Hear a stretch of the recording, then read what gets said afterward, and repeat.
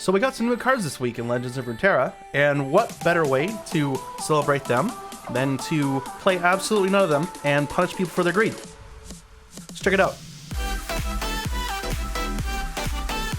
So this is our current deck list. I've been playing through Platinum and just got into Diamond, and I'm pretty happy with where the list has ended up. It's obviously based on some traditional Scouts lists from before Targon cards came into the game, but let's talk about some of the choices we've made as a result of those new cards.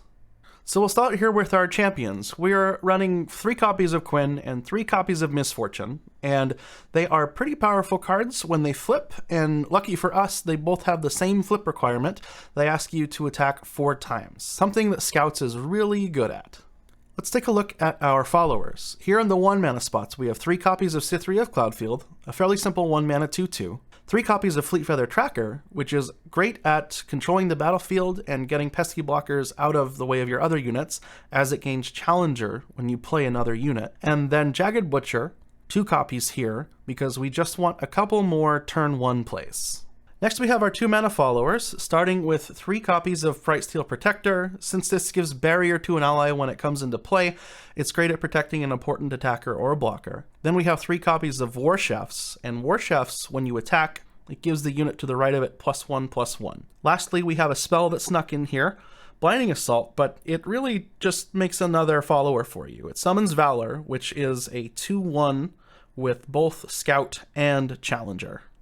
Let's take a look at some of the larger followers in our deck, starting with Laurent Protégé, a 3 mana 2/4 with Challenger, and Protégé is great at defending yourself from smaller units or at creating more advantageous attacks for your other units. Then we have 1 copy of Loyal Badger Bear, which is just a 3 mana 3/4, but the 4 points of health are really important right now at surviving commonly played sweepers like Avalanche and Icequake. It gives us a total of 7 3 mana units if we include Misfortune. Now we have 3 copies of Vanguard Bannerman, which is a 4 mana 3/3. When it comes into play, it gives all of your other allies +1/+1 if you have a Demacia card on top of your deck. And given that we have 35 Demacia cards, it should hit most of the time. Then we have 3 copies of Grizzled Ranger, which is a scout, so it's a great follow-up play to either of our champs. And it's a 3/1, but when it dies, it summons a Loyal Badger Bear, which is a 3 mana 3/4. So it kind of survives sweepers coming and going. And lastly, we have Genevieve Elmhart. It's a pretty fun one. It's a 6 mana 5/5 with Scout and Challenger, and when she's summoned, she gives other allies +1/+1 this round. Given her great stat line with 2 great keywords, she gets to often trade with 2 of your opponent's cards and increases your offense for that turn significantly. And now to round out the deck, we come to our spells. We have 2 copies of Ranger's Resolve, a 1 mana burst spell that gives allies tough this round, meaning they take 1 less damage from all sources. This can help you turn combat in your favor or protect one of your important units from damage-based removal. Next, we have 2 copies of Single Combat. Sometimes your opponent has something pesky and problematic for you that you just need to get off the board, even if it costs you 1 of your own units. And then last, we have 2 copies of Relentless Pursuit, which can help you close out games at critical times. Congrats, you made it to the end of the deck list. If you found this useful, please consider liking and subscribing. Would appreciate it a lot. And I stream every Monday, Wednesday, and Friday on Twitch. Link to that in the doobly-doo as well. If you didn't like the video, downvote the hell out of it. All right, let's fire up a couple matches. We got into Diamond here just last night. Actually won our promotion game against Swim, who was on the tail end of an 18-hour stream. The madman, but he eventually got to Masters, so good for him. So you will notice something that you won't see on stream. I do play with a deck tracker. I think it's really helpful to know what's in your deck and what your opponent has played. Now when you're mulliganing, you really want to keep 1-drops and then things that fill out your curve. So Quinn is a likely ship here because I really would like to find a 2 mana unit, but we want to consider what our opponent's playing. Our opponent is playing Ezreal with Targon cards. So this is a very controlling deck. It's a deck that likes to remove our stuff with targeted removal. I like a card like Quinn in this matchup because it's 2 bodies. So we'll see how this one goes. We find a Cithria, which is a preferred play over this Jagged Butcher because there are times when we might get the Plunder, and Cithria is always a 2/2, so we'll play it to start and then get in for a 2. We'll pass back to our opponent here. We did not, unfortunately, find a 2-drop, but a Jagged Butcher here is alright. We'll see what our opponent does with the 3 mana. They might just bank it. We have a Spacey Sketcher from the opponent. So they get to invoke for something. And here's where I'd paint my They've got constellation. 2 mana left over. See if they do anything with that. Maybe a Thermogenic Beam. Sure. And then we are going to go into next turn with 1 mana of our own banked. And I think that we should just play Misfortune here, because our 2/2 into this 1/1, not a great attack. And we'll see if they have something like a Get Excited for our Misfortune. And they don't. We want to consider here if we're okay getting this Misfortune knocked down to 1 health, and I don't think we are. We don't want it to get hit by a Mystic Shot. And this is an alright thing to do. We get a little trade here with the bigger unit, and we get an attack trigger on Misfortune. And we have one of our best 4 mana plays we just drew in the form of this Grizzled Ranger. It pairs really well with Misfortune and Quinn's level up requirements. Our opponent's playing a Zonite Urchin. And what did they ship away with it? Oh, we don't get to know. Okay.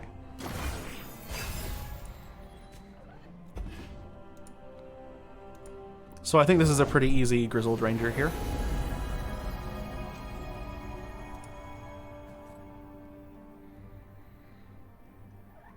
And we'll see if we can mount enough pressure to play through this Ezreal that we know the opponents will play against us eventually. Now here's an interesting conundrum. Do you play into 6 mana here? I think we do, because we're going to have 3 scout creatures, scout units. Sorry, my inner Magic player is coming out there.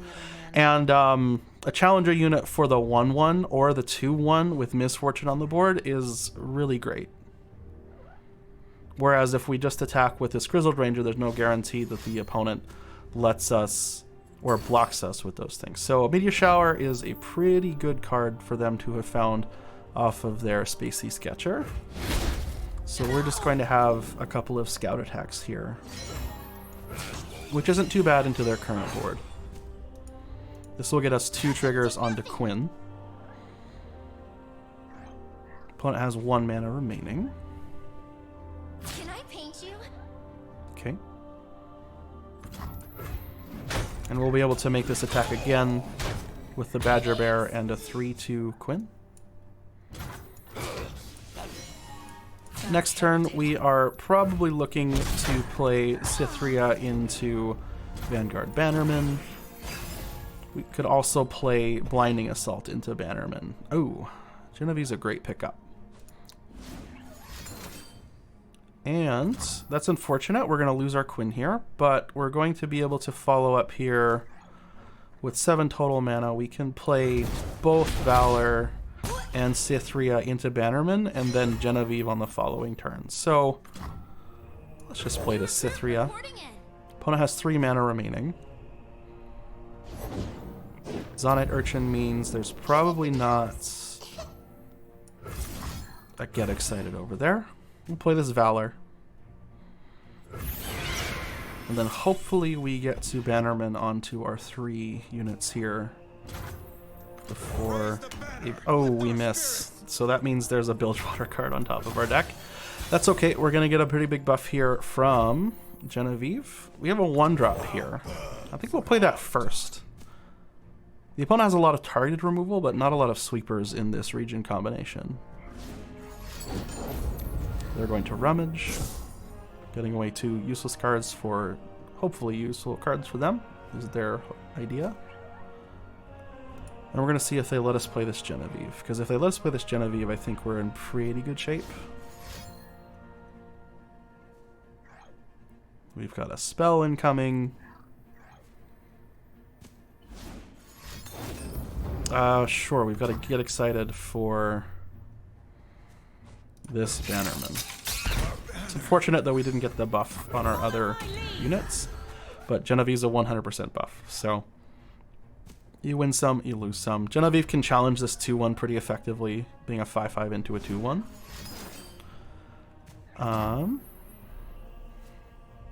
Sure. So Genevieve can trade into both of these and survive. And we're going to get in for 10 and put our opponent to 4. And they will probably not be thrilled about that. We'll have a pretty wide board. And we have a removal spell to get rid of something pesky. And we have 2 removal spells. Sure, Static Shock's fine. I'm sorry.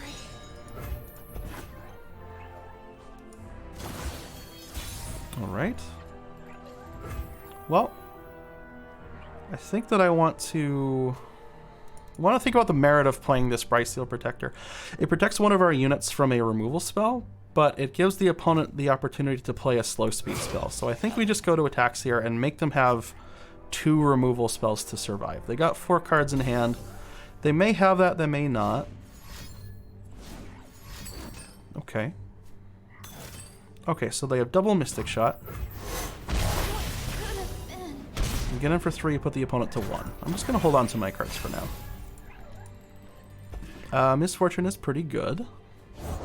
Speak, stars. Mentor of the Stones. Looking for trouble? It found you. And that'll do it. Misfortune's attack trigger is something the opponent wasn't able to deal with. Fortune smiles. Alright, let's give another game a try here. See if we can find another win.